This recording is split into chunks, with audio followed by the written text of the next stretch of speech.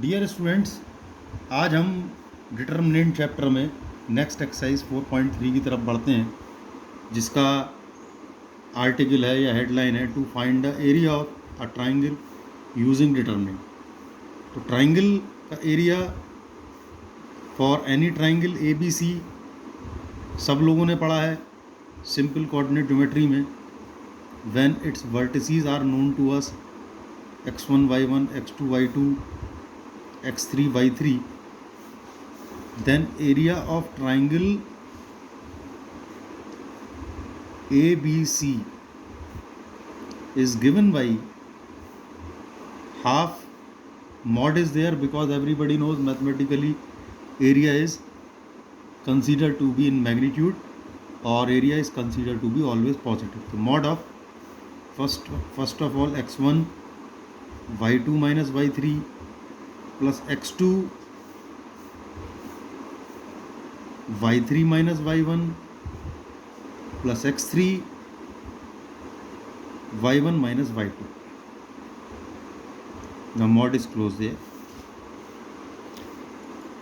Now if we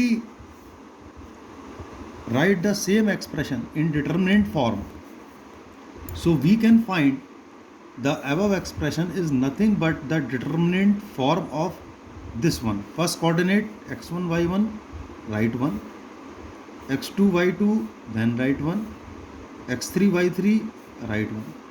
You will find it is 3 by 3 order determinant, and once we expand it through any row or any column, especially when we expand it through column 1, then we will see we will get all these 6 terms in same way as are being given in the area of triangle formula, triangle ABC formula.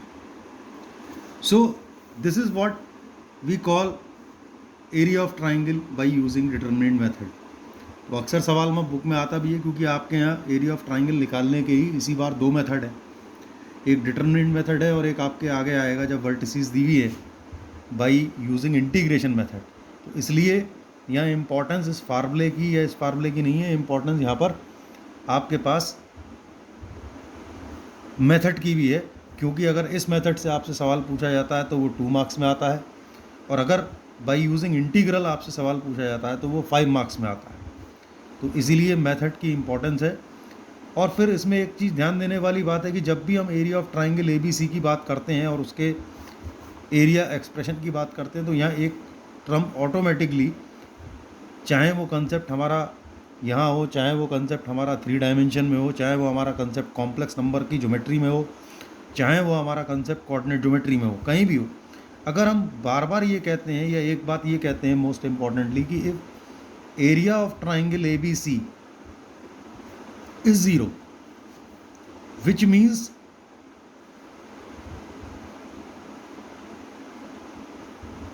area of triangle in terms of its vertices is given by this one, which means this product is 0, where we already know in this product half is non-zero, so clearly this determinant should be 0. Area of triangle is 0. What does it mean geometrically? भाई 3 point हमने लिए और उनसे बनने वाले triangle का area 0 आ रहा है, तो इसका सीधा सा मतलब ये हुआ कि 3 points are not forming a triangle. ये तीनों पॉइंट ट्राइंगल नहीं बना रहे, and this is possible only in one case, when all 3 points are collinear points, because if any one of them is non collinear, definitely there will be triangle, and whenever we will have a triangle we will have area which is non-zero, however small it may be. Suppose मैं मान लूँ C और close है, so however small it may be area, but there will be a certain area. So whenever the area is 0, it means the 3 points are not forming a triangle. It means the 3 points are collinear points. यही 2 article पर based, जो कि आपस में पहले से ही दूसरा correlated है। जब भी हम एरिया ऑफ ट्राइंगल की बात करते हैं तो कोलिनियरिटी की बात चलती है। आपके कंप्लीट एक्सरसाइज 4.3 है, जिसमें कि मैं एक एग्जांपल भी ले रहा हूँ, जिसमें उसने सबसे पहले यही शो करवाया है। आप बुक में नंबर नोट कर सकते हैं। We need to prove here the points A, B plus C B comma C plus A, C comma A plus B are collinear. We need to show. And solution is very simple. We know area of triangle. If I say them the 3 points B, let them say ABC. Area of triangle ABC formula half x1 y1. आप correlate कर सकते हैं, x1 ये है, y1 ये है. It is your x2 point, it is your y2 point, it is your x3 point, it is your y3 point. So while applying the determinant form, x2 y2 1 and x3 y3 1.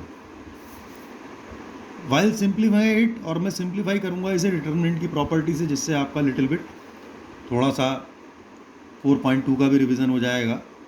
तो if you watch this one closely, और मैं अगर यहाँ column 2 पर एक operation लगा दूँ C2 plus C1,